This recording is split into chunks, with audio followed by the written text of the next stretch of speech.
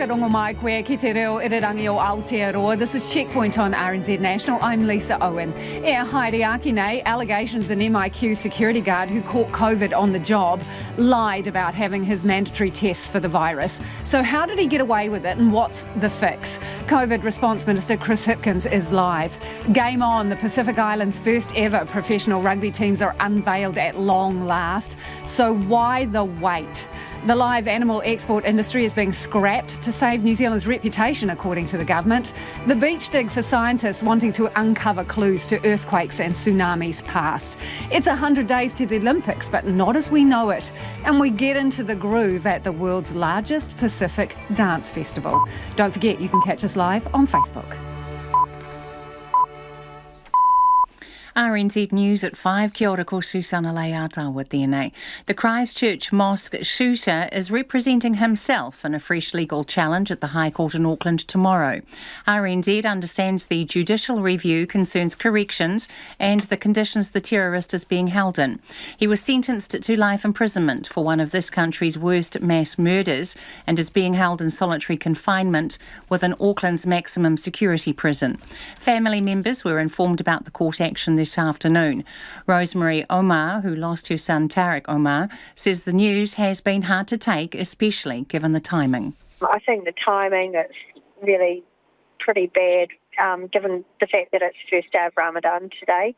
But I'm guessing that's just all the usual cat and mouse games that that particular person likes to play with the community. Rosemary Omar says it might be time for the terrorist to be held with the general population within the prison. Nationals leader wants to know when the government intended to tell the public a border security guard who tested positive had his last recorded COVID test 6 months ago.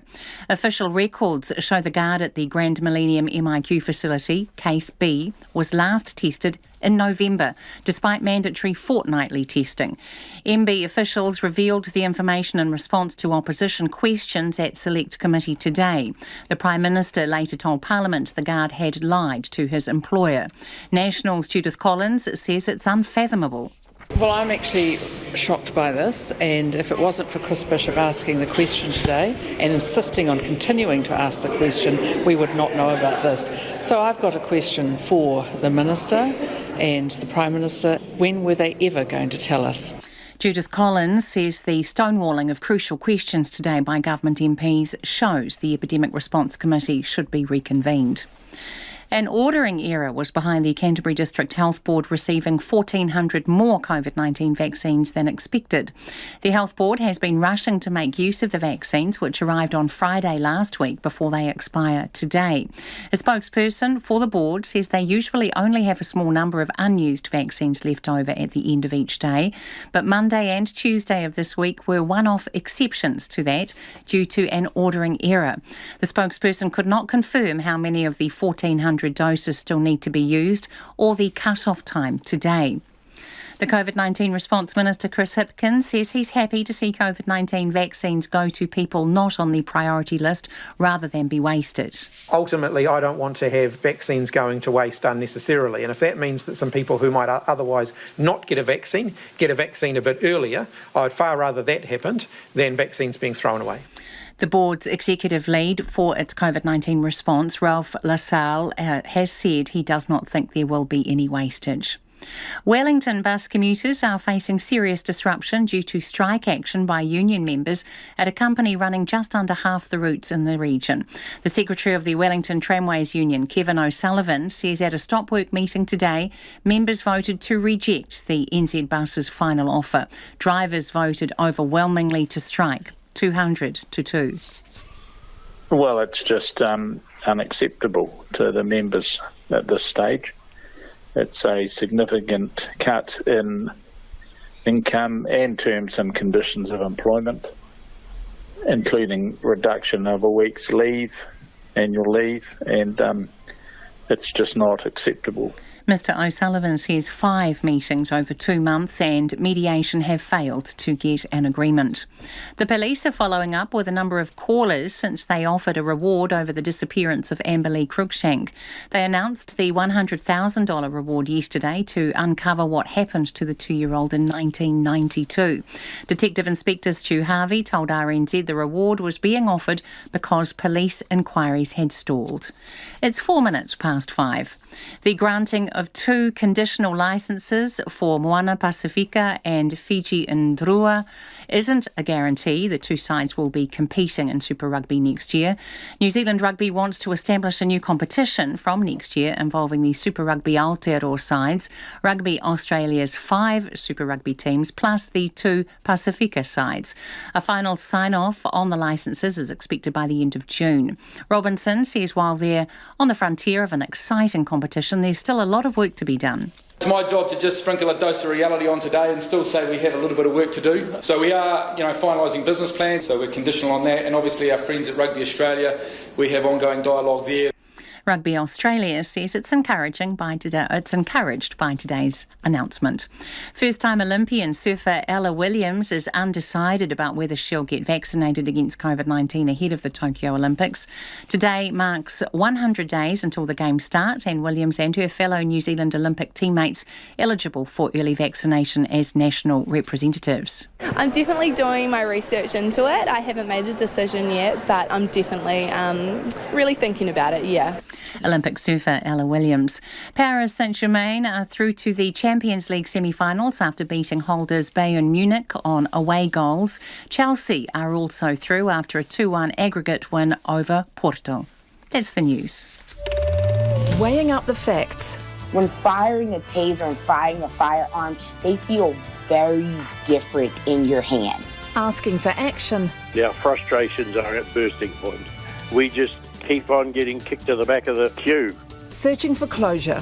She's kind of frozen in time, and you just think, gosh, what happened to her? The things that matter. Morning Report, weekdays from 6 on air and online. Now the short forecast from Met Service to midnight tomorrow. Northland, Auckland, Coromandel, Bay of Plenty, Gisborne and Hawke's Bay. Showers heavy with hail, squally thunderstorms clearing tonight, partly cloudy tomorrow. Waikato to Kapiti Coast, including central high country. Showers heavy with hail, squally thunderstorms clearing tonight. A few showers spreading north tomorrow, possibly heavy. Wellington and Wairarapa, a few showers clearing today, becoming fine with high cloud tomorrow and a chance of showers early tomorrow night. Nelson, Marlborough and Canterbury fine apart from a few showers in Canterbury and Marlborough. Cloud increasing tomorrow with a few spots of rain. Bulletu Fiordland fine, but cloud developing this evening. A few showers turning to rain for a time tomorrow. Otago and Southland cloudy, isolated showers. Clearing today, scattered rain tomorrow, clearing by the evening. And Chatham Islands fine today, showers developing tomorrow. RNZ National, 7 minutes past 5. Thanks, Susanna. Kia ora, this is Checkpoint ko Lisa Owen Takuingwa. An MIQ security guard infected with COVID on the job allegedly lied about having his regular compulsory tests for the virus. By law, staff in isolation hotels have to be tested every fortnight. In quarantine facilities, it's once a week. The guard, known as Case B, was working at the Grand Millennium and tested positive for COVID last Thursday. But computer records show he had not had a mandatory fortnightly test for more than 5 months. At a heated select committee hearing, it's also been revealed only about half of MIQ employers are actually entering staff test information into the government database. And officials were unable to say how many workers have missed vital tests. So the government's making it compulsory to use the testing register from the 27th of April, and COVID testing will be ramped up to once a week for all MIQ workers. Now, joining me now is COVID Response Minister Chris Hipkins. Good evening, Minister. How did this guard manage to slip through the cracks? The employer in this particular case appears to have been relying on information supplied by the individual, which doesn't tally with test results that have been processed. So they had the opportunity, they had the ability to be able to verify whether the information being supplied was correct. It appears at this point that they had not been doing that. So we've got an investigation going on into exactly what information the individual was supplying, and also what were the employers doing to verify the information that they were being given. Do you understand it to be a signed declaration that he provided to say that he'd had the test? I don't have information as to exactly what form the employee provided the employer with, Why don't you have that by now, Minister? Been tested. Look, that's the investigation is looking at. I have not received that yet. The public health team who are doing the investigation may have a bit more information by now, but it has not yet come to me. So what action's been taken against either First Security or this particular guard? Look, ultimately, that's going to depend on what the investigation throws up as to exactly what was happening here. I think people will understand. There are a range of potential outcomes. The person could be fined, the employer could be fined, but obviously that depends on what the investigation highlights. Why aren't all the workers being tested at the hotels they're working at? They should be. They are being routinely tested. This does appear to be an outlier in the sense that this person has somehow managed to slip through the cracks for a long period of time. How do you know he is an outlier, Minister? I'm sorry to interrupt you, but how do you know? Because today at the Select Committee, there is simply no information about how many people have failed to turn up for their tests. So you don't really have any idea if he's an outlier, do you? So the breakdown of data that I have so far is that about 90% of our managed isolation workforce, where we've been able to link their records with an NHI number and therefore the test results, about 90% of those people have been tested within the required timeframes. Of the 10% who haven't, about 87% of that 10% have been tested within a day or two after that timeframe. So basically they were late to be tested, but they still have been tested. That leaves only a handful of people in numerical terms who haven't been tested. It only takes one, though, doesn't it, Minister? Because that's what you keep telling us. It only takes one. Right, but sometimes there can be a reason for that. So if you take a security workforce, for example, they may have a casual person who does the odd shift here or there when someone is away, and their This day guy job wasn't may be casual, though, was he, Minister? Because let's get to the nitty-gritty. He wasn't casual. At the Select Committee, it was said that he worked basically full-time and he was doing the night shift. So this is someone that somebody should have been keeping track of, shouldn't they? That's right, and that is the role of their employers, because only their employers will know how frequently they are working, whether they're just a casual person who does the odd shift here or there. So the fact that someone is in the database doesn't necessarily mean that they're working regularly in those roles. Their employers are the ones who will know that information. So do you want this guy on your front line, and do you want to keep using this security company? Look, I'll await the full investigation and the results of that. What's your feeling at this point? Because it's not looking good. Look, I'm obviously disappointed that there clearly appears to have been some things happening here that shouldn't have been. But disappointment's not a repercussion, isn't it? Look, I think before you talk about repercussions, it's better to get more information, and that's what investigations find out. The police are assisting with those investigations. The public health teams are working on those investigations. Once, I'm going to reserve judgment on what should happen next until I find out more about exactly what has happened. Because it comes down to this fundamental point, doesn't it? What is the point of systems? And you saying that you've got systems and then there being no follow-through and checking if they are working. That's not a system then, is it? It's lip service. Ultimately, I think you've got to look at the fact that there are hundreds of employers across the workforce, across the border workforce, literally hundreds of employers. The government cannot keep tabs on every one of the people working for all those employers. In this case, the employer was being given information that they clearly would appear. So it's First Security's fault? Is that what you're saying, Minister? Well, ultimately, the responsibility to verify that their employees were being tested sits with First Security, yes. But you employ First Security. Well, yeah, and if there is a persistent problem here, and that's what the investigation will highlight, then that's something that we would be looking at. Well, let me put it another way. Only about 50% of employers are using the register. You've got this worker who was untested for 5 months. That went undetected, and you have no way of knowing how many workers have failed to complete their mandatory tests at this point. So how would you describe the effectiveness of the system as it stands right now? Look, I think it's reasonably effective, but we're making it more effective. There's two system improvements that are being made. The use of the testing register is being made mandatory for employers, but we've also got another exercise, which is that the sign-in and sign-out process at each of our managed isolation facilities has now been standardised and digitised, and that will be matched back to the testing register. So anyone who goes onto a managed isolation facility site, when they sign in, we'll have a record that they have been there. That will be matched back to the testing register. Now, those things have been happening, but we will be making sure that they are happening in a standard and uniform format across the system. Minister, I know you've got to go soon, so let's get through these next things quickly. The DHBs have released their vaccination schedules today, and according to that, by 30th of June, you'll only have given just over 1 million jabs. That's only Category 1 and 2, potentially fully vaccinated. But Category 3 is supposed to start in May, so are you going to delay that? The 1 point, it'll get us up to around about under 1.2 million, based on what we've put out so far today, based on the model that we've put out so far today. But there's, some within that. Not everyone will have their first and second doses. Some people will have only had their first doses towards. So you'll be behind schedule. Is that what you're saying, Minister? No, not at all. We will have supply to do what we've set out we're going to do. The big supplies, as we've always indicated, start to arrive in the country from July. Your original projection was the whole population fully dosed by the end of the year. Are you still going to make it? I'm optimistic about that. Yes, I'm feeling good that we will get there. Ultimately, the big unknown factor there is... Optimistic or confident, Minister? Well, ultimately, that's going to come down to whether people come forward to be vaccinated, and I'm optimistic that New Zealanders will take up the opportunity to be vaccinated. Everybody in New Zealand will have the opportunity to be vaccinated for COVID-19 by the end of the year. Improvements to MIQ that you promised after the Pullman situation, the Grand Millennium, where the latest outbreak is, had it had all the specified improvements, including updated ventilation systems? Updated ventilation systems is a work in progress, but the CCTV and so on... So no to the ventilation system, Minister, because this is important. No updated ventilation? The work on the ventilation system's been ongoing, so not all of the ventilation system improvements in every facility have been made at this point, no. So not at the Grand Millennium either? I don't have the detail of the Grand Millennium specifically in front of me.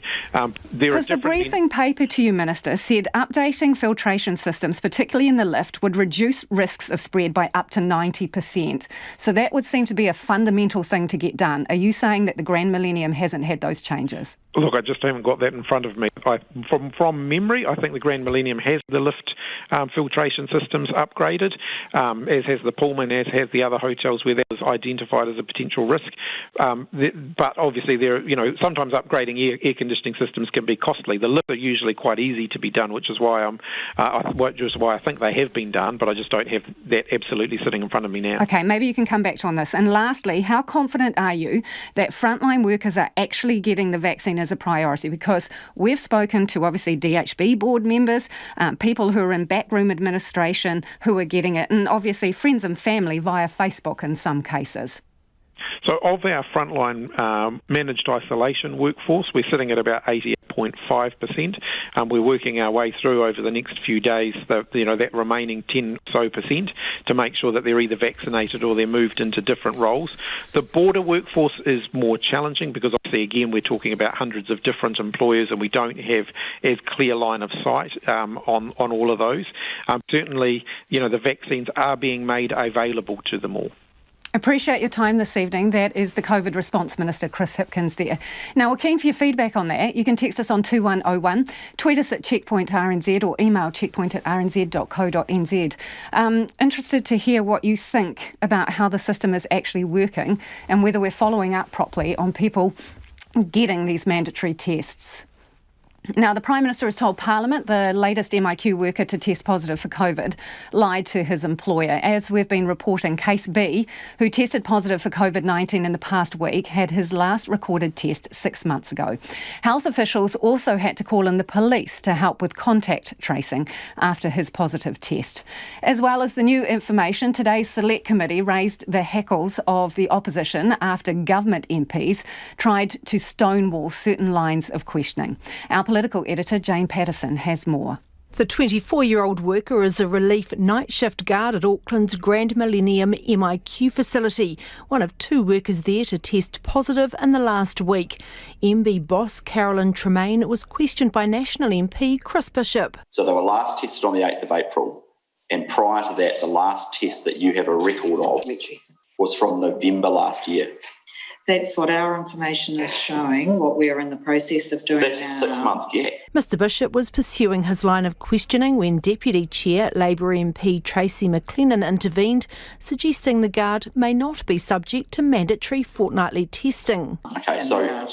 Just got a supplementary across here. Supplementary, that, just going back a step. Hang on, just going back a step, because you made it very clear that he was a backup worker. So my understanding is that it's not inconceivable, it's not unusual that sometimes people are only working very periodically. So surely they can is that part of that process of finding out how long he's been? Carolyn Tremaine replied she'd describe him as a regular relief worker. So the follow-up is, are regular relief workers or backup workers like this person, are they still required to obtain weekly tests? Fortnightly. I meant to say fortnightly. Yes. So they are. Okay. Yes. With that cleared up, the questions continued, but the officials couldn't say how many hours the guard had worked in MIQ since his test in November, or how many other MIQ workers may have slipped under the testing radar. As the hearing was wrapping up, Chris Bishop was pressing for more detail about the latter, but was denied a supplementary after Labour's Ginny Anderson chipped in with her own. I've actually I've signalled it. I haven't asked one question. So just can we just I'll chair this. Okay, I think we are at time. Can I have one quick sub? It's on that point, and then we will close. So when you look overseas and you've got instances where you've got a whole stadium with people that are coming in and getting vaccinated, The hearing ended shortly after, much to the frustration of the opposition MPs on the committee. As for the guard's employer, First Security, in a statement it says it has its own current proof of up-to-date COVID-19 testing from all guards working at MIQ facilities, as well as sending employee information to the National Register. But it says as the guard's still recovering at the jet park, it won't be making any further comment until he's been released and it's able to complete an investigation into his compliance with testing protocols.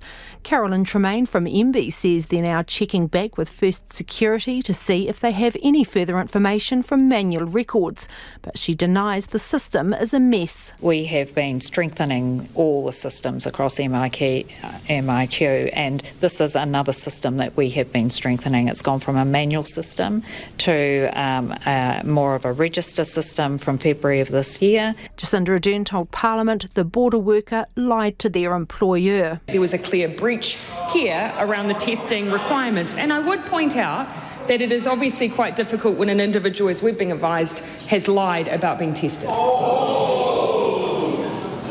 National's Judith Collins pointing the blame elsewhere. Well, I'm actually shocked by this, and if it wasn't for Chris Bishop asking the question today and insisting on continuing to ask the question, we would not know about this. So I've got a question for the Minister and the Prime Minister, and that is, when were they ever going to tell us? Scathing too about the performance of the Labour MPs at the Health Committee hearing. The government has quite clearly got a transparency problem, and that's why today we have called for the return of the Epidemic Response Committee. We think it is absolutely crucial. The farcical nonsense that we saw in the Health Select Committee today. The government says a system upgrade next week will enable officials to examine individual testing data much more closely, and it will be mandatory for companies with employees on the front line to report testing information to the National Register from April 27. From Parliament for Checkpoint, Jane Patterson.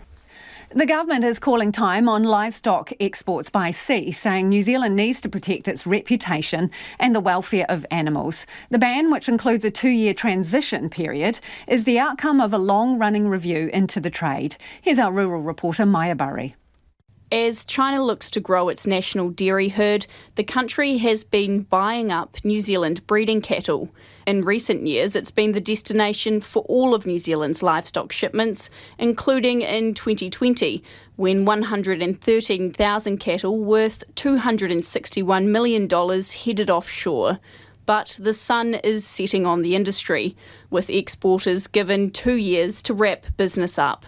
Agriculture Minister Damien O'Connor says New Zealand can't ensure the welfare of livestock once they've left the country, so the trade must stop. At the heart of our decision is upholding New Zealand's reputation for high standards in animal welfare. New Zealand must stay ahead of the curve in a world where animal welfare is under increasing scrutiny if we truly want to be the most ethical producers of food. In September last year, livestock shipments were temporarily suspended after the Gulf Livestock 1 sank with 43 crew members, including 2 New Zealanders, and almost 6,000 cattle on board. In October, exports were allowed to resume again, subject to some tighter rules. But Mr O'Connor says there remains an ongoing concern for the welfare of animals on board ships, with voyages taking up to 3 weeks. Over recent years, we've seen some of the reports from these ships, many of which are not designed for live exports, where conditions on board have led to many adverse animal welfare outcomes. The ban is being welcomed by the animal welfare group SAFE. Its chief executive, Deborah Ashton, is pleased the government has listened to the voices of tens of thousands of New Zealanders and taken animal welfare seriously. Well, what we would like to have seen an immediate ban. What this does mean that is, in the longer term, hundreds of thousands of animals won't have to suffer during transportation, farming and slaughter. But over the next 2 years, we still do have concerns for those animals that are going to be shipped off to places like China. Deborah Ashton says SAFE would now like to talk to the government about air freight exports of live animals, including eels and day-old chicks. But cattle exporters impacted by today's announcement are unhappy. David Hayman's a spokesperson for the Animal Genetics Trade Association. He believes the government's decision is unjustified and it'll come at a significant cost. Bottom line is that we do a very good job, and we've had a continuous improvement program operating with MPI, and modern ships and the modern systems for managing live cattle export are very careful. Wayne Doran is an export manager for South Australasian Livestock Services, or SAILS. Today's announcement means he'll be out of work. Mr Doran explains the breeding cattle exported to China are surplus dairy stock that would have been sent to the works in New Zealand. He says an important income stream for dairy farmers is being cut off, and his customers in China are insulted by the move. We have to see what the Chinese are going to do in response to this action, and I believe that it won't be a sledgehammer response. It'll be more like a death with 1,000 cuts. But they will be insulted and disparaged. Damien O'Connor says officials in China have been informed of the decision and are yet to respond. But he says New Zealand has a mature relationship with the country and he's sure they'll understand the government's position. For Checkpoint, Maya Burry. It is almost 27 minutes past 5 and you're with Checkpoint on RNZ National, and still to come on the program, if live animal exports are bad for our animal welfare reputation, what else should we scrap? Well, Damien O'Connor joins us live after 6. Game on. The Pacific Islands are finally being welcomed into the Super Rugby competition after years of fighting to be included. Moana Pacifica, a combined Samoa and Tonga side, and Fiji and Drua have been granted conditional licences to join next year's expanded 12-team competition, alongside squads from New Zealand and Australia. Moana Pacifica will call South Auckland home for the meantime, while Fiji and Drua will be based in Suva. The move to include Pacific Island sides in professional competitions is 25 years overdue, according to some top players. Former All Black and current New Zealand Rugby Board member Sir Michael Jones joins us now. Kia ora, Sir Michael. Why has this taken so long? Kia ora, Lisa. I think it's a fair comment. It's something that Pacific stakeholders, and particularly a lot of those who are close to the game in the region, and even the average Kiwi, as you say, Lisa, have been crying out for over 25 years since the outset of the professional game, and certainly it's for whatever reason it hadn't happened until now, but we are rejoicing in the fact that there's a window now, and seasons and timing is everything. So I think we're just grateful and really overjoyed with the fact that we can celebrate that finally, as you say, 2 Pacific Island teams are in the expanded professional competition for 2022. Is it actually going to happen, though? Because New Zealand Rugby seems to be sounding a warning there, saying it's conditional. So what could get in the way here? Yeah, we're very, very confident that, one of the reasons it was important we go out now, too, as Where My NZ head, of course, is that it does ensure that, the two or couple of the finer details that need to be squared off in terms of the financials for Moana Pacifica in particular. They just need that time to do that. We're confident they will achieve that, Lisa, and we're also very mindful that they need to start organising coaches, a player roster, and then we're just mindful of our partnership with Rugby Australia and just getting some of the competition around the detail right. But the conversations to date have been really positive, and again, we're very confident that's going to get over the line. Hence why we're going out today with this good news. Yeah, so Michael, when you say finer details, are you talking about the whopping $10 million that each team has to raise? No, both teams are very much over that. Have they got the money? Yeah, pretty much there, Lisa. I think, some of the key sponsorship money that has to come in, and there's obviously private equity involved. Knowing that it's all green-lighted now and we will go, sometimes the way it works and particularly they're finding in investment in something so fresh and new. And you're right, I think given that it's taken so long, the fact that we can now sort of launch it today allows ample time for some of those key pieces to be put to the puzzle, but we're very, very close and very, very confident it is going to happen, Lisa. When you say they're pretty much there with the money, of the $10 million per team, how much have they got? They've got, I don't know if the 10 million is actually the number. I'm not sure where you've got there, Lisa, but it's a lot more conservative number than that. And what number do they need to have? Without divulging all the details, I can assure you, Lisa, it's not 10 million. But give us a ballpark then. You don't have to divulge all the details. Just give us a ballpark. I think it's a well-known fact that for any professional team in the Super Rugby to sort of run a budget that's going to work in terms of capturing the players and running an operation that's going to be successful. It's anywhere between sort of that 5-6 million mark, but it's definitely not 10. But they're very close to that, Lisa. And so where have they got the money from? Obviously we were very pleased to see some World Rugby money come in. Hallelujah. But outside of that, who's stumped up? Some private equity money, and obviously there's funding that comes through the share of the broadcasting. That's one of the details that's nearly completed, and for 2022. Obviously, when two teams come into the competition, it's going to add value and sort of enhance the competition. And we know that. I think that's one of the exciting pieces around this move is it's going to be good for the game as a competition in our region, but most importantly in growing Samoa, Tonga and Fiji's national teams and age group teams, because it is a pathway into the Karitahi, the Manu Samoa and the Flying Fijians. So part of this is to stop players, to stem the flow of players overseas to Europe where they can earn, big money. How much is this going to help that? It's not all about that, to be honest, Lisa. That's always going to happen, and you'd probably think that in many respects you can't compete with the money up in front for a lot of these players. Some of those Fijian boys who are the superstars are really earning top money.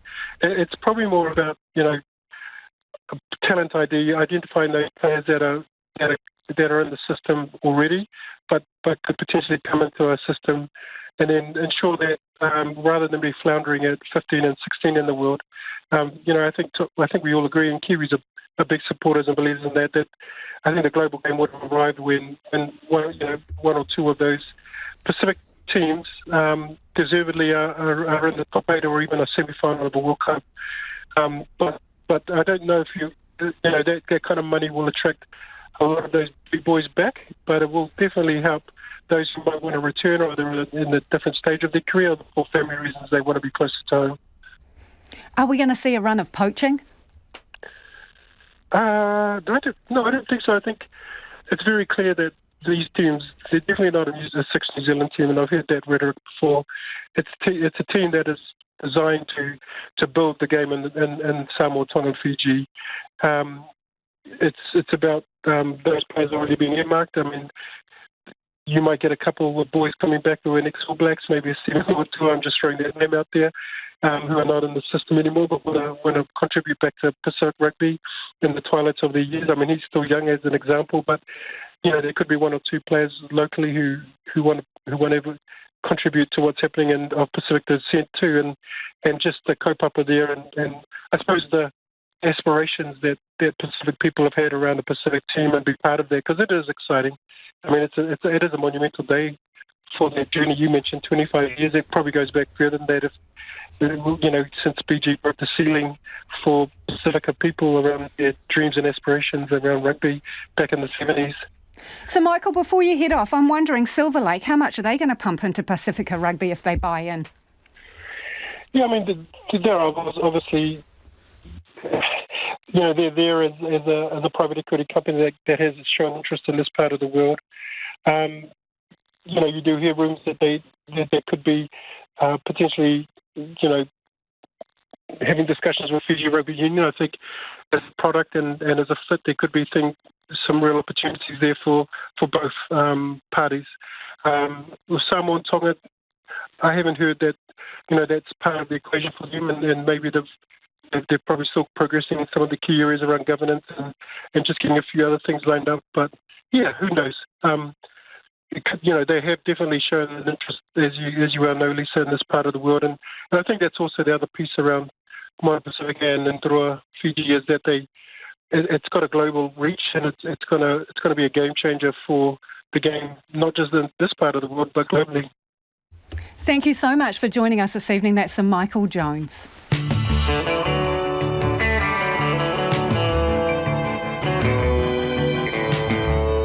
And coming up on Checkpoint on RNZ National, 100 days to the Olympics, but still some hurdles to get over. See what we did there? Live animal exports are being banned to save New Zealand's reputation. So what else should we scrap? And the big beach dig, where the prize is clues to earthquakes and tsunamis. We would love your feedback on anything you've heard on the program this morning. Get in touch about the new Pacifica teams. Interested in your thoughts there. Text us on 2101, tweet us at Checkpoint RNZ, or flick us an email. The address is checkpoint@rnz.co.nz. Susanna waiting patiently with the headlines. A bereaved mother says the news the Christchurch mosque shooter is representing himself in a fresh legal challenge is hard to take. RNZ understands the judicial review in the High Court at Auckland tomorrow concerns corrections and the conditions the terrorist is being held in. Family members were informed about the court action this afternoon. Rosemary Omar, who lost her son Tarek, says it's especially hard to take given the timing with Ramadan starting today. Nationals leader Judith Collins wants to know when the government intended to tell the public a border security guard who tested positive had his last recorded COVID test 6 months ago. The guard at the Grand Millennium MIQ facility, Case B, was last tested in November despite mandatory fortnightly testing. Officials revealed the information in response to opposition questions at Select Committee today.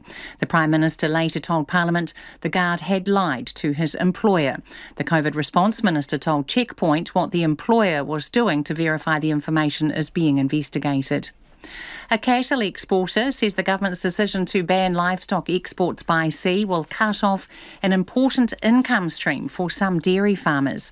The Agriculture Minister announced the ban this morning, giving the industry 2 years to stop exports of livestock. The police are following up with a number of callers since they offered a reward over the disappearance of Amber Lee Cruikshank. They announced the $100,000 reward yesterday to uncover what happened to the 2-year-old in 1992. Wellington bus commuters are facing serious disruption due to strike action. The Tramways Union says at a stop-work meeting today, members voted 200-2 to reject the final offer from NZ Bus. The police and DOC are investigating after 8 gannets were shot dead at Muriwai Beach on Auckland's west coast. The bodies of the Tākapu were discovered last month after Auckland emerged from its Alert Level 3 lockdown. Those are the latest news headlines on RNZ National. Our next news and weather update is at 6. Thanks, Susanna. Kia ora anō. This is Checkpoint and I'm Lisa Owen, and it's time to get down to business with Nona Peltier, who's joined me in the studio. OK, Reserve Bank, they were making their announcement today, monetary policy settings. What's the decision and what's behind it? Well, the decision is that they're going to keep everything the same. They're going to keep our interest rates at, that's the official cash rate, at 0.25%, which is quite low. And they're going to keep up lending banks cheap money, and they're also going to continue to buy bonds. And the reason why is that they're trying to make sure that they hold everything steady to ensure the economy recovers. And they're not too sure that even though we do have global inflation, that is higher oil prices, as well as supply chain disruptions, which are adding costs, they're expecting that to be a spike rather than something that's going to persist. So they're definitely going to wait to see the signs before they do anything in terms of their settings. And certainly that's sort of an international mood at the moment in terms of inflation. We saw some data coming out of the U.S., which suggested that inflation was about the same as what our governor of the Reserve Bank is seeing. And so stocks are going great because of that. We're seeing record prices. And in our own market, we saw very strong gains again today.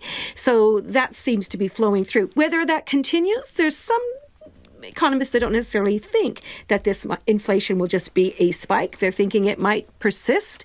And then we're going to see... Two words, Nona, house prices. Yeah, well, that's the unknown, as a matter of fact. We don't really know what the new government policies are going to do there. So this is going to be an interesting, and I suppose we haven't seen this type of policy before, and no one really knows how that's going to shake out through the economy. And I suppose that's why the Monetary Policy Committee agreed to just leave things as they are. It's safe to do nothing, right? Just leave it be. Hurry up and wait. OK. The economic think tank Infometrics, they've put out a report, export potential for the top of the South Island. What have they got there and what's it worth? Look, I thought this was a super interesting report. I was compelled to read most of it. Get your nerd on, Nona. I'm telling you what. They're saying that the opportunity there is something like, I think, $24 billion.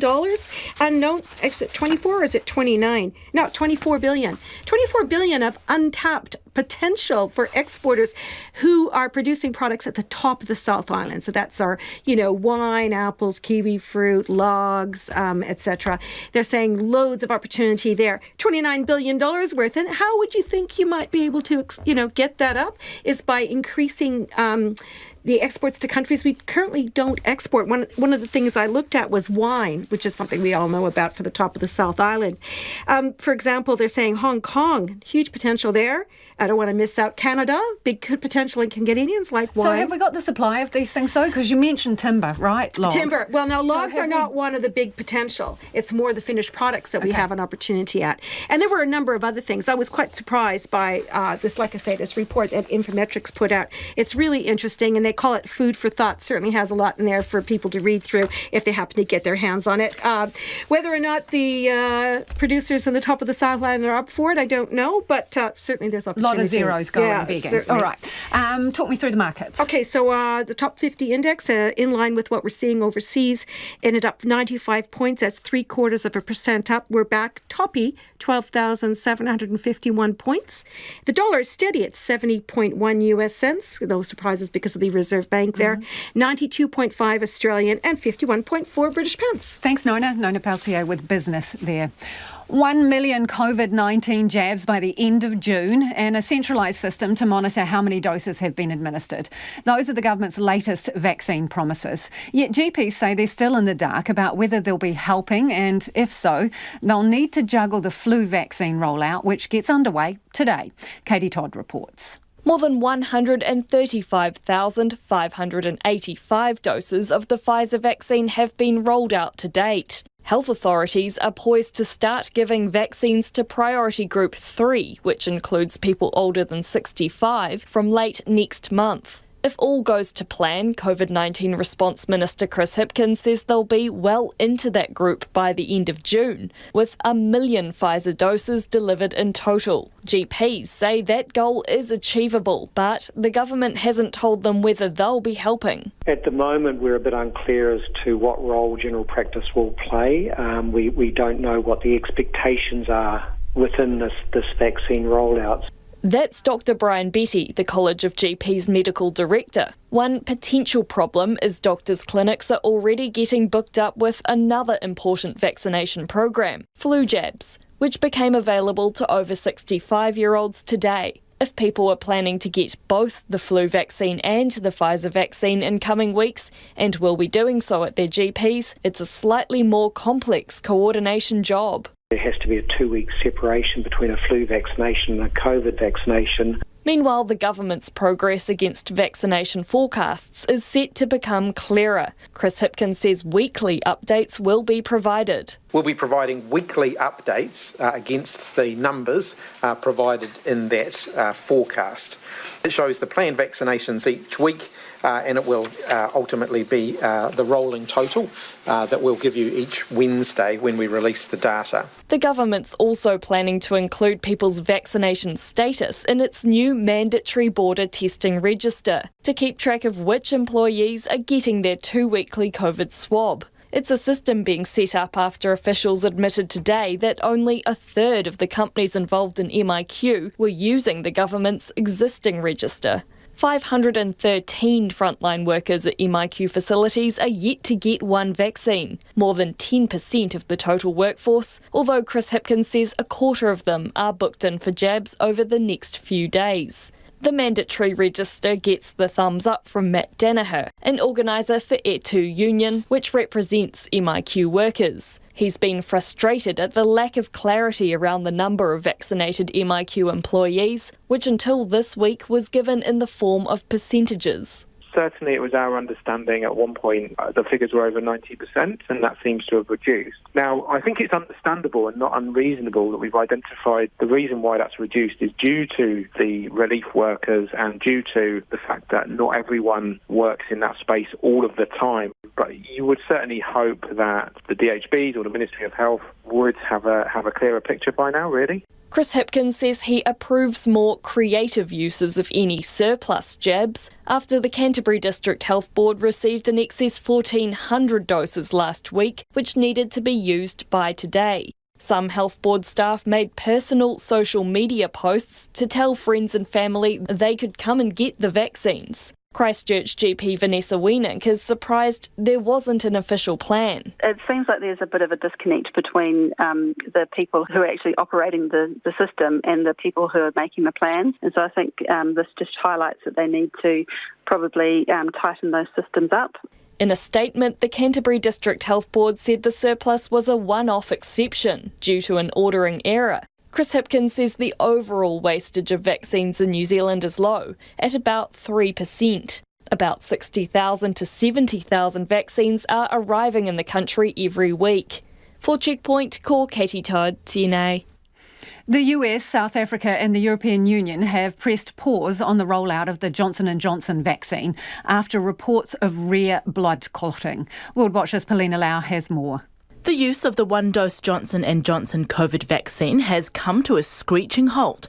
In America, the Centre for Disease Control and Prevention and the Food and Drug Administration has issued a recommendation to pause the use of the jab. It comes after reports of rare blood clotting in 6 recipients of more than the 6.8 million people who've been given the shot. All 6 cases have been women between the ages of 18 and 48, 6 to 13 days after the injection and including 1 death. Speaking in the White House, President Joe Biden has been attempting to ease concerns. My message to the American people on the vaccine is, I told you all, I made sure we have 600 million doses. There's enough vaccine that is basically 100% unquestionable for every single solitary American. Health experts had expected complications, but this type of clot was not among them. It's unclear if the blood clots are definitively linked to the vaccine. Top infectious disease expert Dr. Anthony Fauci says the pause will allow time for a review of new data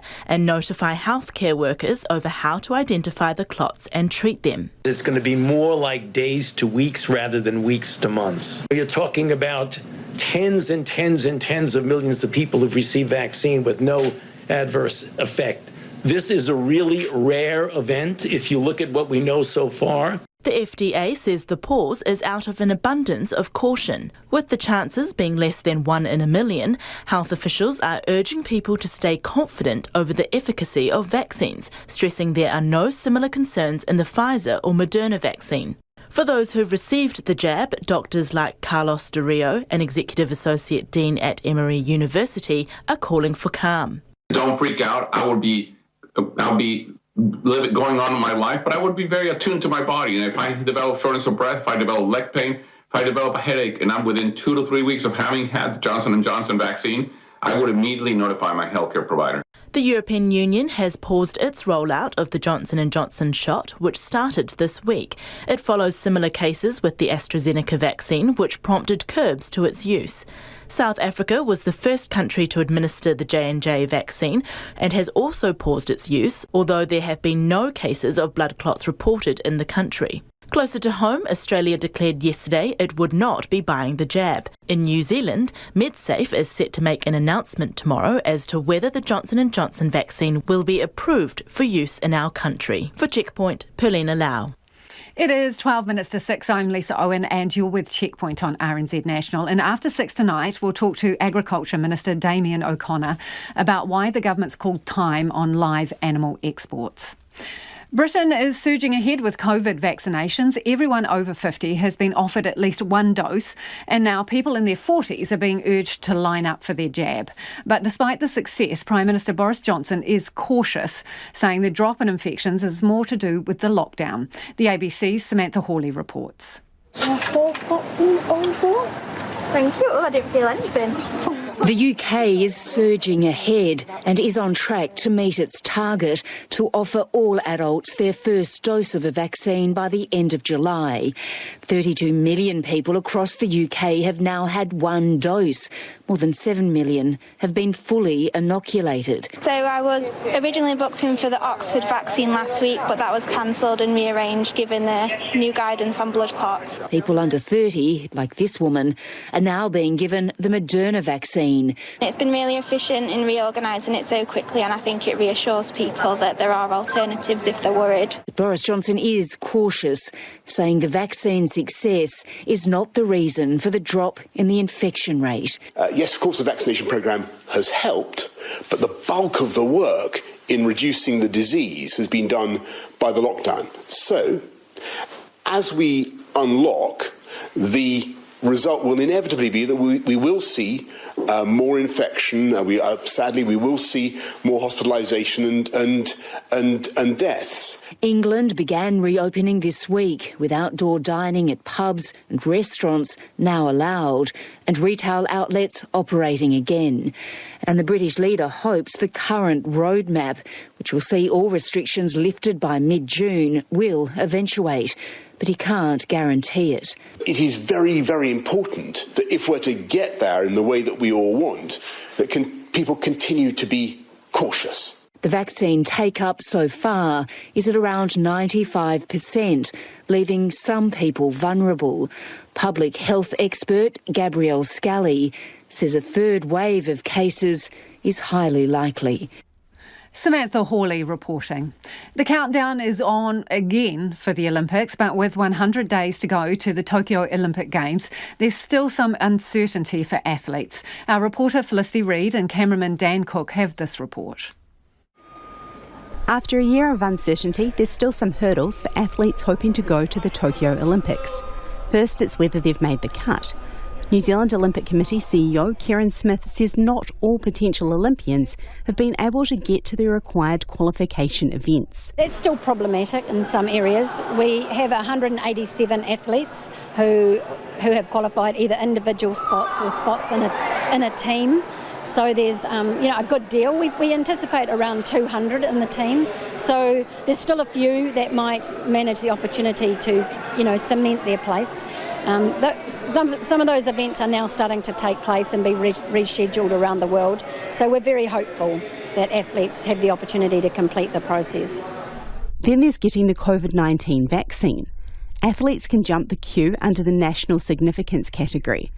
Kieran Smith says the NZOC has a priority list. The athletes are absolutely getting preference. So in my knowledge, I don't think we've got to support staff or people outside the athlete population at this moment, unless they're going with them to these immediate events. But we certainly have prioritised the athletes in terms of the order of distribution of the vaccine. Weightlifter David Leety still faces some uncertainty ahead of the Games.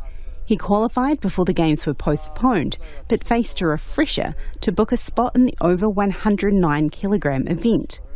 COVID-19 prevented the Commonwealth Games gold medalist travelling to the new qualification events, which started in November. Now he's got his fingers crossed his first round qualification will be enough. I have high hopes that this 100 days will be enough days to get me a spot. Things will change always. You never know what it's going to be. It may be good, it may be bad. But I'm really having high hopes for this Olympics, and I have faith that I'll be there. He hasn't been vaccinated yet and doesn't have a time frame of when that will happen. He'd take the jab given the chance, but would still travel to the Games if he hasn't had it before he leaves in late July. I believe that the vaccine will either do me good or either do me bad. You never know. You get the flu shot, you get sick from the flu shot. So the only way to find out if it works or not work is to take it. Another first-time Olympian, surfer Ella Williams, has not committed to taking the COVID-19 vaccine. I'm definitely doing my research into it. I haven't made a decision yet, but I'm definitely really thinking about it, yeah. The 26-year-old from Whangamata admits to having some trepidation about heading to Tokyo during a pandemic, especially after she spent the last year catching waves around New Zealand in some of her favourite spots. I mean, I think it's only normal for me to be nervous, and I think everyone would feel that, for sure. It's the first time that I would have travelled after the lockdown and after our lockdown, so yeah, it's definitely a little bit nerve-wracking, but you just take it as it comes, and you know, I know that Team New Zealand are looking after us so much and putting in the best procedures to make sure that we're protected no matter what happens. Friends and family can't go to Tokyo to support the athletes, and for Ella that means a long list of people are missing out on watching surfing's debut at the Games live. Yeah, it's unfortunate. I had my whole family. I had my brother's partner, my mum, my dad. I did have a couple of people coming, and even some local people from Whangamata that just wanted to come and support me because it's one of those once-in-a-lifetime things. Without fans in the stands, the NZOC is coming up with alternatives to keeping athletes feeling close to loved ones and fans back in New Zealand engaged in the competition. In an effort to get the public on board, a 12-metre long skateboard will tour 40 towns in 41 days. It's a nod to the future of the Games, which will include skateboarding in Paris 2024. Kieran Smith says the skateboard will end up as a centrepiece in a cloud on Auckland's waterfront. Staying connected with friends and families is really important, and we're looking at options for that, making that to occur and make it kind of special, and also using places like the Cloud here as NZ Team HQ, so having, you know, for the period of the Olympics, an amazing kind of festival and celebration and partners to activate and people to come together and share some special moments. For Checkpoint, Felicity Reid. And you can check out Felicity and Dan's piece online, see that giant skateboard. Scientists are digging into a beach on the southern coast of the North Island, searching for clues about earthquakes and tsunamis. Our reporter Harry Locke and video journalist Dom Thomas went to find out more. On the North Island's rugged and rocky south coast, two scientists crouching down in pits several metres deep slowly scrape away the rocks and the sand. The scientists, Dr. Nicola Litchfield and Dr. Andrew Howell, both work for GNS. They're trying to find out more about the earthquakes and tsunamis which have happened here in the past. And here at Te Humanga Point, near Cape Palliser, is a great location to do just that. This characteristic is that there's a series of beach ridges in places all along the coast, and in fact higher ones as well. And we think they're uplifted in individual earthquakes. Yesterday they dug 4 separate pits on 4 separate ridges, extending further and further away from the seafront. Now and for the rest of the week, they will be combing through those trenches on the hunt for little treasures stored within the earth. We're scraping the sides of these trenches to try and find shells within the beach sediments, and once we get those shells we can send them off to the radiocarbon lab, get an age for the shell, which we can then use to constrain the date of the earthquakes that uplifted the coast. And they've already had some success. Particularly in the farthest pit, we have managed to find some shells for dating, so we've been carefully sampling those. We've also found in that one and this one, we found some pumice pebbles, and they are most likely to be topo pumice, which was from the topo eruption about 1700 years ago. So we already know that these two beach ridges are younger than 1700 years. The findings will point them to the frequency and size of seismic activity in this part of the country. The age can then be compared with other earthquake sites from the rest of the region to identify which fault caused which earthquake.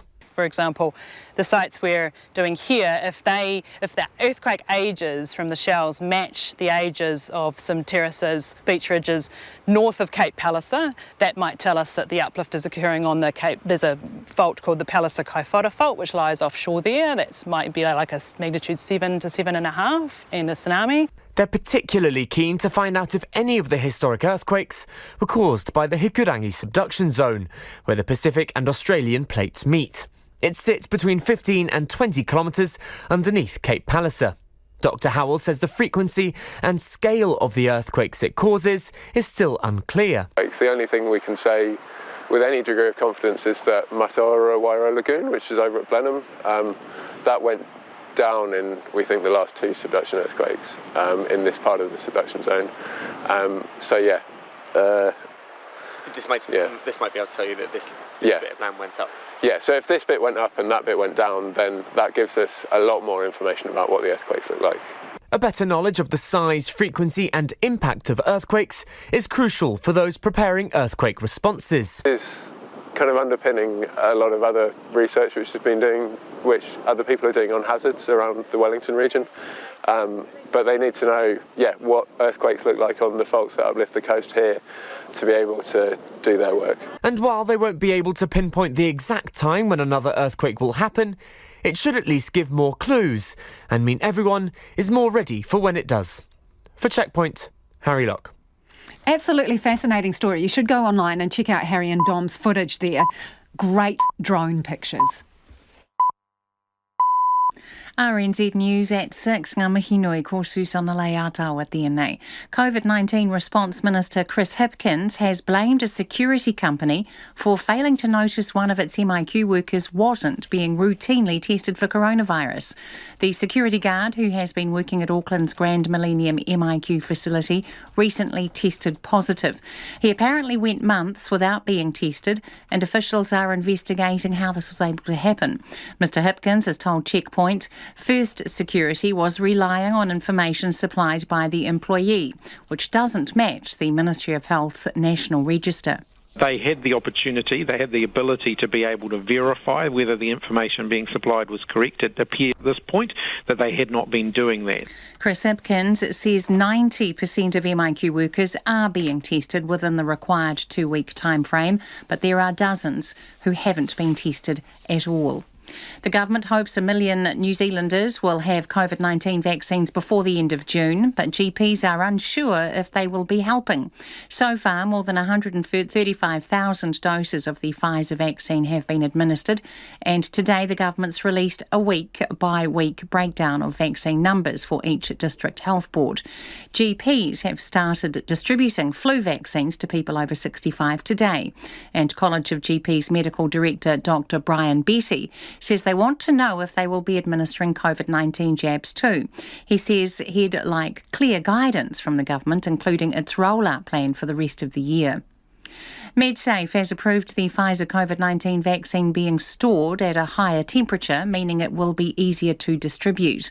The vaccine has a long-term storage and transportation requirement of -70 degrees in special freezers.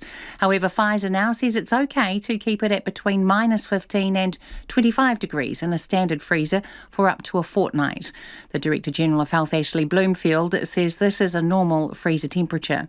So this ability to use that -20 for 2 weeks gives us some additional options around the logistics of getting the vaccine out, particularly to more remote and rural areas. So that's a great development, and that is feeding right into our ongoing planning with our district health boards. Dr Bloomfield says there are currently freezers in Auckland and Christchurch, and more have been ordered for the end of June. The Christchurch mosque shooter is representing himself in a fresh legal challenge at the High Court in Auckland tomorrow. RNZ understands the judicial review concerns corrections and the conditions the terrorist is being held in. Charlotte Cook reports. He was sentenced to life imprisonment for one of this country's worst mass murders and is being held in solitary confinement within Auckland's maximum security prison. Court documents show there's a hearing in chambers at the High Court in Auckland before Justice Venning, where Brenton Tarrant will represent himself. Family members were informed about the court action this afternoon. Rosemary Omar, who lost her son Tariq Omar, says the news has been hard to take, especially given it's the first day of Ramadan. This is Charlotte Cook. A cattle exporter says the government's decision to ban livestock exports by sea will cut off an important income stream for some dairy farmers. The Agriculture Minister announced the ban this morning, giving the industry 2 years to stop exports of livestock. An export manager at South Australasian Livestock Services, Wayne Doran, says the breeding cattle being sent to China are surplus dairy stock that would otherwise have been sent to the works. There will be those amongst the farming fraternity who won't cope. They are marginal in their business now, and it will put them away. The Minister, Damien O'Connor, says live exports by sea only make a very small contribution to primary sector revenue. The white policewoman who fatally shot a 20-year-old black man near Minneapolis on Monday has resigned, as has the local police chief. The town's mayor says he hoped the resignations of Kim Potter and Tim Gannon will bring some calm to the community where Daunte Wright was killed after a traffic stop. The BBC's Larry Meadow says the officers had to go. The training provided to the Brooklyn Center Police has been questioned. How would a 26-year veteran of the police force confuse a gun and a taser? And the family pointed out today that she had about 5 seconds, probably longer, from the moment she drew her weapon to when she fired to have noticed her mistake. Licensed weapon holders said, I know the difference, even in the weight and the safety of a gun and a taser. So it was inevitable. Larry Madowo with that report.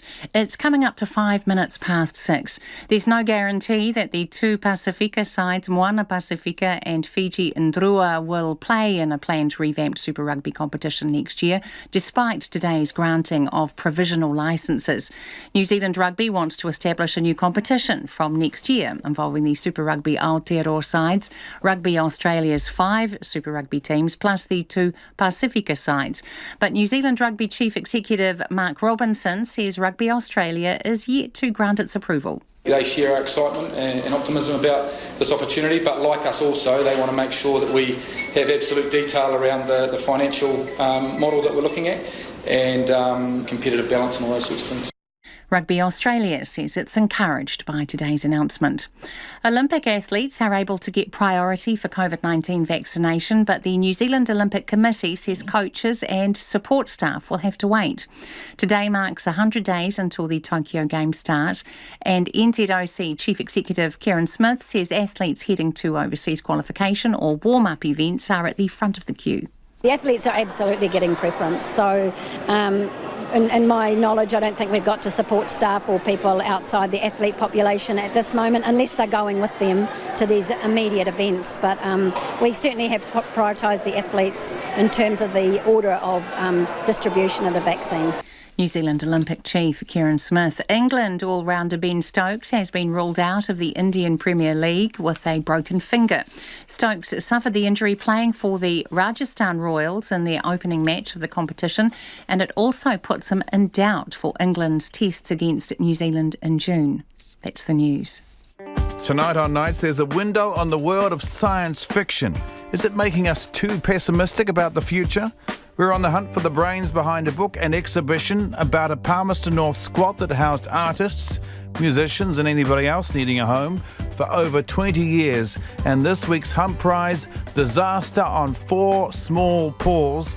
Everything you need to know about invasive predators in New Zealand on Nights with me, Brian Crump, after the news at 7 on RNZ National. Now the short forecast from Meat Service to midnight tomorrow. Northland, Auckland, Coromandel, Bay of Plenty, Gisborne and Hawke's Bay. Showers heavy with hail and squally thunderstorms clearing tonight, partly cloudy tomorrow. Waikato to Kapiti Coast, including central high country, showers heavy with hail, squally thunderstorms clearing tonight, a few showers spreading north tomorrow, possibly heavy.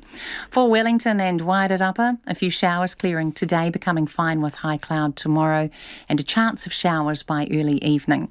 Nelson, Marlborough and Canterbury, fine apart from a few showers in Canterbury and Marlborough. Cloud increasing tomorrow with a few spots of rain. Bulla to Fiordland, fine, but cloud developing tonight, a few showers turning to rain for a time tomorrow. Otago and Southland, cloudy with isolated showers, clearing today, scattered rain tomorrow, clearing by the evening. And Chatham Islands, fine today, showers developing tomorrow. RNZ National, it's 8 minutes past 6. Thanks, Susanna. If you're just joining us, this is Checkpoint. Ko Lisa Owen Takuingwa. The clock is ticking on the live animal exports, with the government announcing a 2-year phase-out period. It's scrapping the industry, it says, to uphold New Zealand's reputation for high standards of animal welfare. Last year, more than 100,000 breeding cattle, valued at $255 million, were shipped to China by sea. A temporary ban was slapped on live exports after the Gulf Livestock 1 sank in a tornado en route to China, with 43 crew on board, including 2 New Zealanders and 6,000 cattle. Agriculture Minister Damien O'Connor joins me now. Kia ora, Minister. What damage had this done to our reputation, live exports? Look, obviously the world watches the export of livestock, and there's a growing focus from consumers around the world on livestock protein. Animal welfare is high on the list of people in the EU and the UK in particular. And so, particularly bad words, travel around the world very, very quickly. And we have to be not in that firing line. We have to be able to uphold the highest standards of animal welfare, be those animals in New Zealand or be they, on transfer from our country. So that's why we're making the call. So we have to hold ourselves to gold star standards when it comes to animal welfare. Look, there's growing scrutiny, as I said, on animal protein. People are looking to alternatives. So we have to be able to assure our consumers, and most of them they have choices. They're in high-value markets around the world, that when they eat our animal protein, be it milk or meat, that we've produced it in the most ethical way. And that's, caring for the animals at every part of our production system. And we can't just wipe our hands of that responsibility just because we've put them on a boat. And so we believe that if we get the premiums, we have a story of ethical production, caring for animals, the land, the environment, and we'll get a premium, then we need to, be true to our word.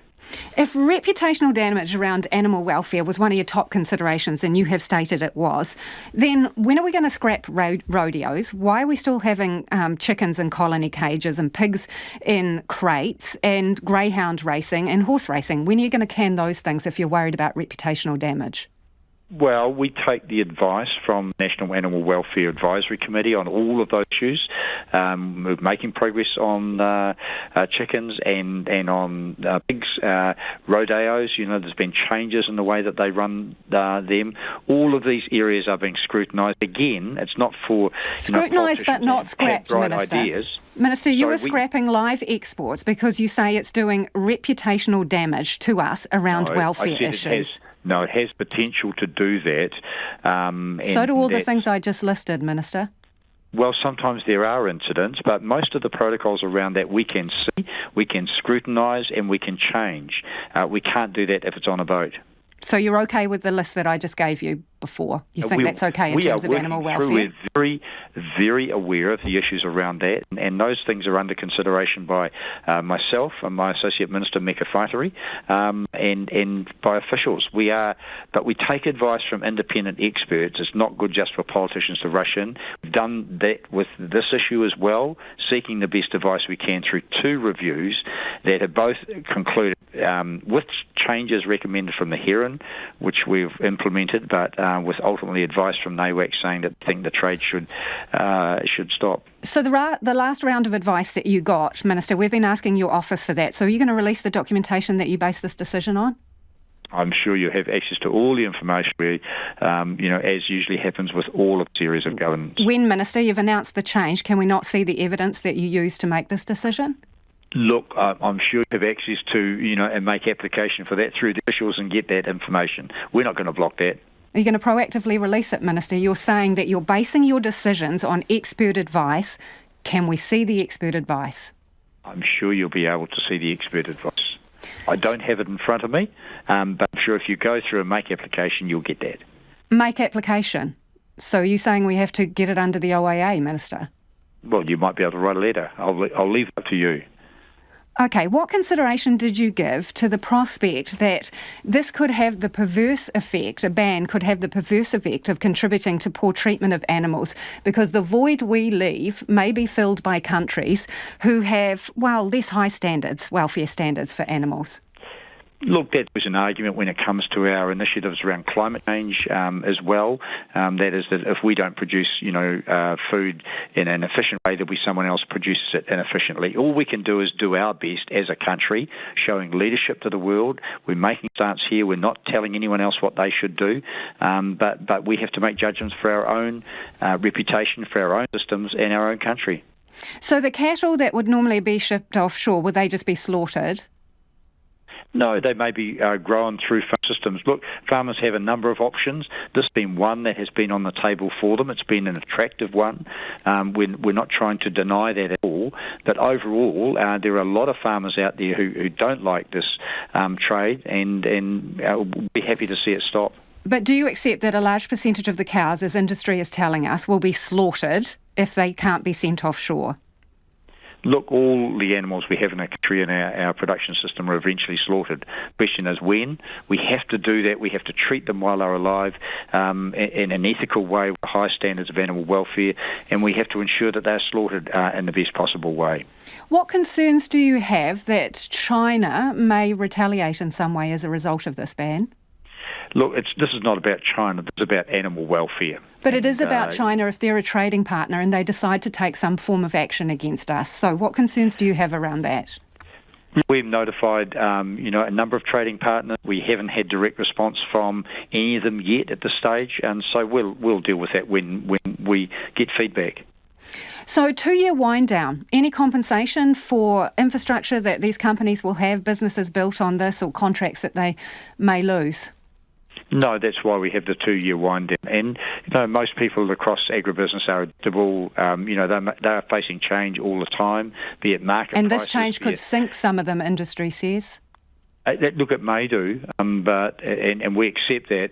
That's an area of industry that we don't think we can sustain and support as a country, and that's why we've made the call.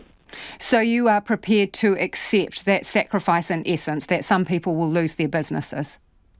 Look, we've got, in Patch in particular, we're making a call on the phase-out of coal-fired boilers. I have coal miners who are concerned about their future as well, but we have to make these hard decisions to ensure that New Zealand's on the right track from an international sense. Our reputation around animal welfare, just as it is with our efforts around climate change, are important to us. So what advice did you get on whether this is legally rock solid or there is room for it to be potentially challenged?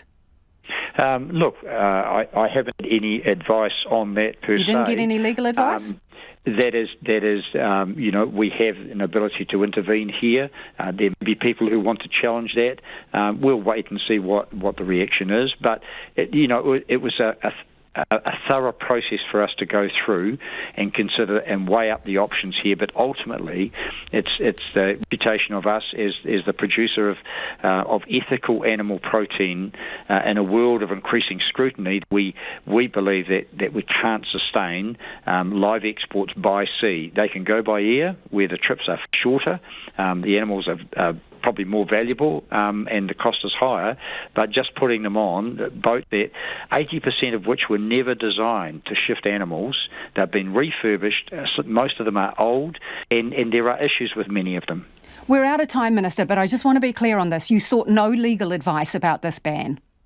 We've had legal advice through the system. We've had legal advice through the system, but that's not the focus of what were the main considerations here.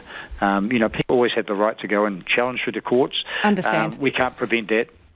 Thank you for your time. That is the Agriculture Minister, Damien O'Connor there. It is 17 minutes past 6 and you're with Checkpoint on RNZ National. With all eyes on what the housing market will do next, National has put up its plan for how to turn the crisis around. Last month, the government debuted a suite of policies designed to slow skyrocketing prices. But National says its solution is better and the government should get on board. Here's our Deputy Political Editor, Craig McCulloch. $200 billion. Read it and weep. That's how much the value of houses jumped in the year to December. It brings the value of New Zealand's housing stock to an eye-watering $1.39 trillion. A red-hot record high amid an economic downturn. We can't continue to have all our wealth being created out of house prices going up. It's okay for one generation, it's not working for the next one. National's leader Judith Collins comes brandishing a solution, the opposition's alternative plan on housing, a new emergency law. New Zealanders are a bit sick of housing basically being a football and they want something done, and this is a solution. National wants the consenting process to be temporarily stripped back and for urban councils to be forced to open up more land for housing. It's also proposed an incentive. Councils would get $50,000 for each new house consented above the council's 5-year average. The scheme would replace the government's $3.8 billion infrastructure fund, but could theoretically cost even more. Lots of people who want to be first home buyers are going to, I believe, look at this proposal and say to the government, why are you stopping me having my own home? Michael Riddell is a former Reserve Bank economist turned commentator. He says National's proposal's not perfect, but there is a lot to like. He says it gets to the crux of the problem: land supply. Stopping councils from being able to block development, forcing councils to zone as residential a lot more land could be done very quickly by the government and should be. That would make a real difference to house prices right now. But the government's not entertaining the idea. It's not interested. We can't just say that it's a zoner and they will come. This is, late to the party. We've already got onto these issues. The Finance Minister, Grant Robertson, announced a package of policies last month designed to calm the housing market. Among them, tax changes and the aforementioned infrastructure fund. The details of how the money will be allocated have yet to be announced. What's really needed here is build-ready land, and that's why we've focused on infrastructure. If they want to continue to fail New Zealanders on housing, they can continue to oppose these measures. Cabinet will consider a breakdown of that infrastructure fund spending by the end of June. 2 different proposals to solve the housing crisis. Labour and National do agree on one thing though. Despite the bold talk, neither want to see house prices fall. Atu i te whare parimata mō te ohotaka o te ahiahi, ko Craig McCulloch ahu. The world's largest Pacific Dance Festival got underway in Auckland today after 2 years of disruptions. COVID-19 caused the cancellation of Polyfest last year, while 2019 was cut short by the Christchurch terror attacks. Dominic Godfrey reports. The Auckland Schools Māori and Pasifika annual cultural highlight Polyfest started with a flag raising of Pasifika and Mana Whenua colours before a pōwhiri of welcome to guests and performers.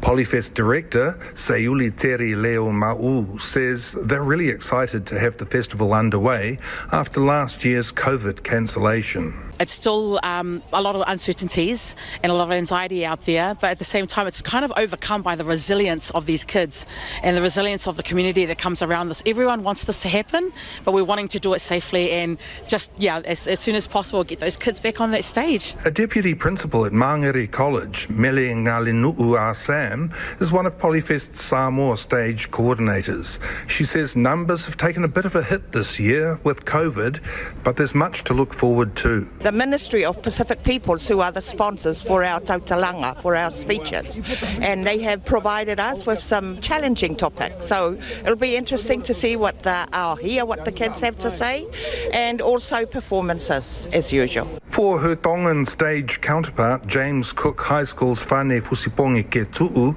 it's exciting, but with more to juggle. Today we're starting with our speech competition, and we are holding that in the Samoan stage, because the Cook Island is using our Tongan stage today and tomorrow. It's a different feeling altogether after 2 years, but we are hoping for the best, and we know that it will be a great day today. The Minister for Pacific Peoples, Aupito William Seo, says it's exciting to be back at Polyfest after a challenging time and sobering period for young Pasifika. Numbers had approached 100,000 in previous years, with 10,000 performers from 60 schools.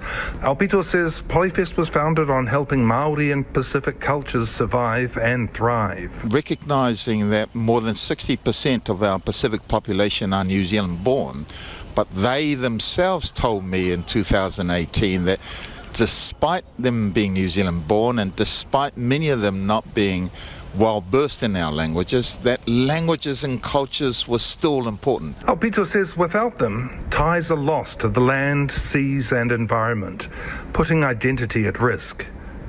For Festival Director Sayuli, carrying over last year's theme from the cancelled event was important. The theme is just so relevant this year, Dom. It's all about healing the body, mind, spirit and soul. We're coming in, still coming out of the COVID climate and it's just so relevant today. She and Festival Chair Robert Solomone say they couldn't have got the festival over the line without the ongoing commitment from sponsors, schools and students. Mo te hōtaka o te ahiahi nei, ko Dominic Godfrey tēnei. Australia's vaccine rollout has hit fresh roadblocks with a second case of rare blood clotting, potentially linked to the AstraZeneca jab. The Novavax vaccine, which the federal government had hoped to get hold of by the middle of this year, has pushed back its global targets. With the disruption, doctors delivering the jabs say they're having to spend a lot of time with each patient to reassure them about its safety.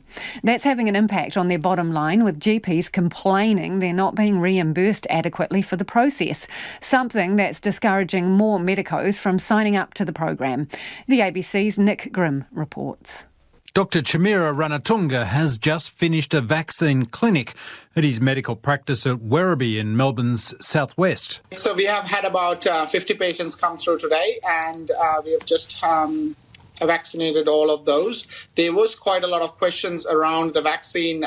We are hearing more and more. Reports of rare but serious blood clots linked to the AstraZeneca vaccine and the decision by Australian health officials to suggest under 50s avoid it has many of Dr Ranatunga's patients worried about whether it's a safe option for them. What we are doing is to inform our patients, well informed about the risks involved. As you know, this is a growing area of concern, and what we can only give is what we have up to date at the moment. And we know that the clot risk with this AstraZeneca vaccine is an extremely, extremely small population that can be affected. And we are consenting them and trying to filter them out completely so that whoever who are at high risk will not be offered the AstraZeneca vaccine. But let me remind you that the vaccination is absolutely paramount in terms of preventing the COVID infection and its complications. Have you had any patients who've turned around and refused a vaccine after speaking to you and ventilating those concerns? So there has been out of maybe the 250 vaccines that we have offered and the consults that we have had, possibly around 3 or 4 people who have decided to wait. And did they express their rationale for doing so? So one of the things that has come out in the ATAGI is that anyone who is below the age of 50, if they have not got high risk factors for COVID-related infection and complications, they need to be offered the Pfizer vaccine as a first option. So these people then decided that they were under 50 and they would wait for the Pfizer vaccine. And how long are they likely to be waiting to get access to the Pfizer vaccine? Well, that's the $1 million question. We do not know that because at the moment there is no mention of when the Pfizer vaccine will be able to be delivered to the GP clinics due to the cold chain and the fact that it has to be stored at minus 70 degrees. And that report was by the ABC's Nick Grimm. A tiny Icelandic town, Húsavík, has been thrust into the international spotlight because a song bearing its name has been nominated for an Oscar. Locals have put together slickly produced campaigning videos which have gone viral and which they hope will secure a victory on Oscars night. The BBC's Tom Brooks has more.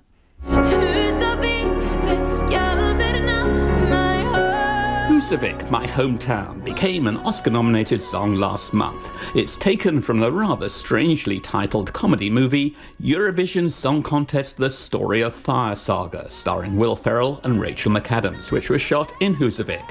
When the residents of this tiny town on Iceland's north coast, population just 2,300, heard the song from the movie had been nominated, they were ecstatic. Mayor Christian Magnusson was excited to find his town had been thrust into the Oscars limelight.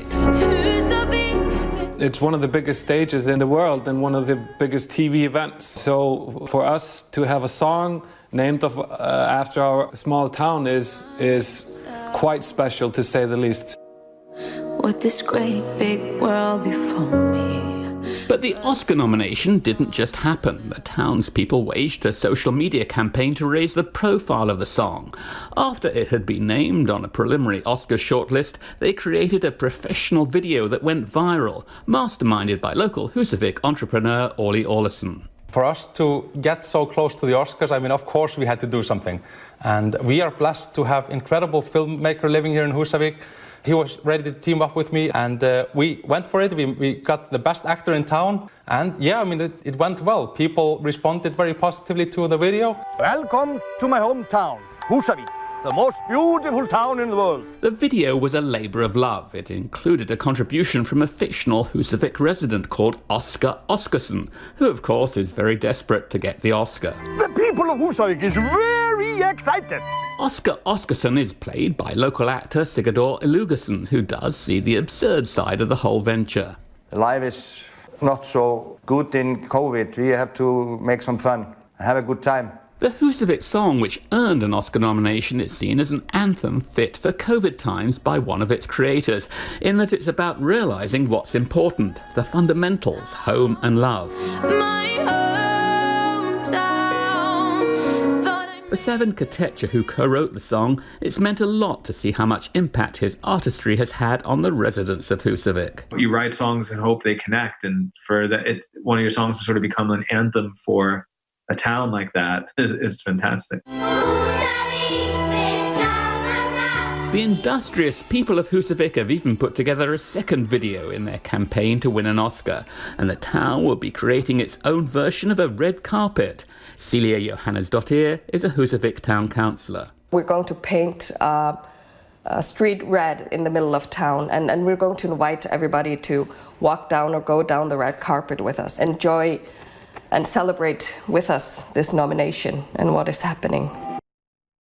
Hope you were singing along there. That report was from Tom Brooks. Pretty catchy tune, isn't it? Thanks for joining us this evening. Don't forget you can go online and check out all our video stories. I do recommend you look at the one by cameraman Dom Thomas and Harry Locke. Some fantastic drone pictures of the digging on the beach. We will be back tomorrow. RNZ News headlines at 6:30. The COVID-19 response minister has revealed more MIQ workers haven't been tested. The government hopes 1 million New Zealanders will get COVID vaccinations before the end of June, but GPs don't know yet if they will be giving jabs. The Christchurch mosque shooter is representing himself in a fresh legal challenge. Police in the US have used pepper spray and fired flash bombs at demonstrators protesting for a third night against the shooting of a black man. Our next news and weather is at 7. Take the pulse of the day's news every weeknight at 10. So these coralline algae are really important. They emit these chemical cues into water that tells the larvae of marine invertebrates like paua and kinna to come back to that reef. It's a good place to live. Live with local, national and international stories and a slice of creativity. I put it together over the years and I decided a collection like